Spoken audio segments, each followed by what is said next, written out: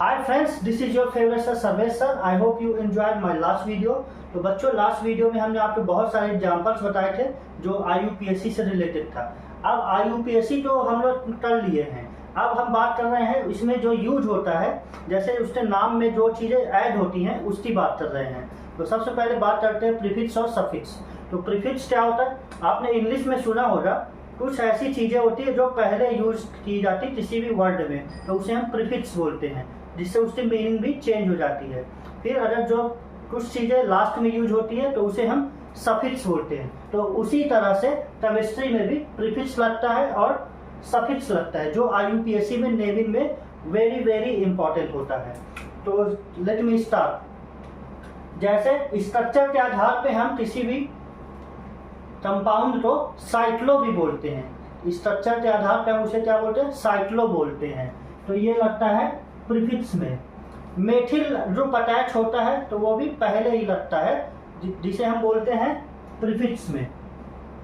Ethyl group भी पहले use होता है, इथिल मतलब इथेन से बना है, तो वो भी लगता है प्रीफिक्स में। अब बात करते हैं सफिक्स क्या होता है। तो सफिक्स आपने सुना होगा कि केमिस्ट्री में 3 तरह के बॉन्ड होते हैं जो उसको रिप्रेजेंट करते हैं। जैसे सिंगल बॉन्ड होता है, तो ये है सिंगल बॉन्ड जिसमें एन लगता है, ANE।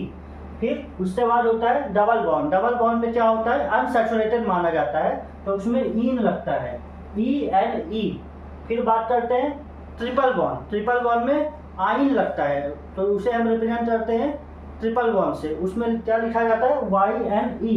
ये जो चीजें, तीनों चीजें हैं, ये हमेशा लास्ट में यूज होती है, तो इसीलिए हम इसे क्या बोलते हैं, सफिक्स बोलते हैं। फिर बात करते हैं ONE। ये रिलेटेड होता है कीटोन से।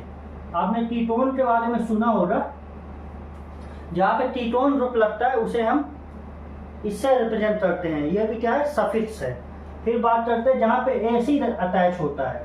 एसिड आप जानते होंगे, एसिड जहाँ पे लगता है वो भी क्या होता है, आपका सफिक्स में आता है। फिर बात करते हैं हाइड्रोक्सिल ग्रुप होता है यहाँ पे, तो उसे हम OL बोलते हैं, तो OL मतलब ये भी क्या लगता है, सफिक्स में। अब बात करते हैं फंक्शनल ग्रुप क्या होते हैं, मतलब जो ये प्रीफिक्स और सफिक्स है इसे फंक्शनल ग्रुप के रूप में भी जानते हैं। जैसे हम कहीं पे भी पोजीशन के आधार पे नाम देते हैं, फ्लोरो, क्लोरो, ब्रोमो, आयोडो, नाइट्रो, अजाइडो और एल्कोक्सी।